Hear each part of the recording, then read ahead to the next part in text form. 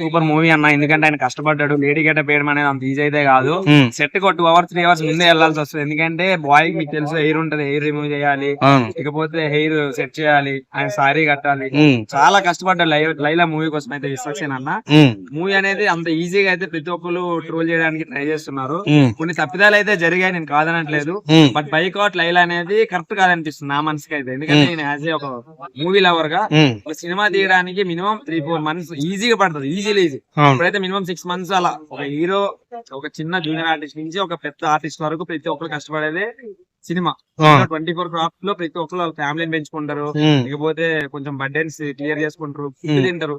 మనకు అన్నం పెట్టి అమ్మ లాంటి సినిమా ఫీల్ అన్నమాట. అంత ఈజీగా నెగిటివిటీ అయితే స్ప్రెడ్ చేయొద్దన్నా ప్లీజ్.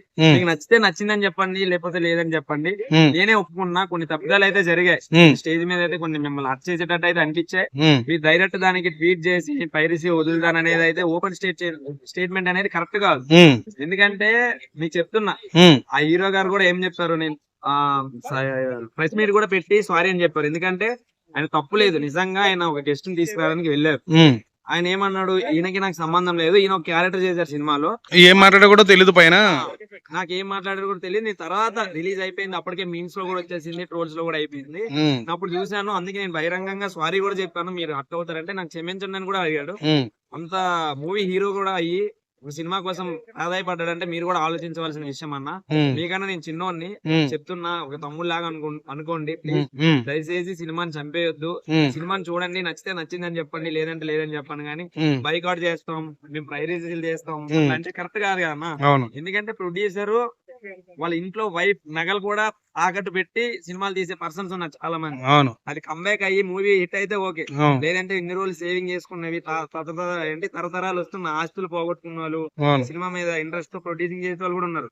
మీరు అంతా ఈజీగా బైకాట్ చేస్తాం, ప్రైరసీ చేస్తాం, ఏం చేసుకుంటా చేసుకున్న ట్రీట్ చేయడం అనేది కొంచెం మనసుకు బాధ అనిపించే విషయం. సాంగ్స్ ఎలా అనిపించింది? సాంగ్స్ గానీ స్టోరీ గానీ కొత్తగా అనిపిస్తుంది అన్న. హైదరాబాద్ లో మోడల్స్ అనేది లేకపోతే మోడలింగ్ గా ఉండాలనుకునేది కొంచెం డిఫరెంట్ స్టోరీ అన్నమాట. ఇది ఇప్పుడు ఏమంటారు, ఊర మాస్ హైదరాబాద్ లో పెరిగితే మేము ఇట్లానే ఉంటాం రవి అన్నట్టు చూపించారు అనమాట. అది కొంచెం డిఫరెంట్ గా డైరెక్టర్ గారు చూపించాలని ట్రై చేస్తున్నారు. ఖచ్చితంగా సక్సెస్ అవుతుంది, అవ్వాలి కూడా.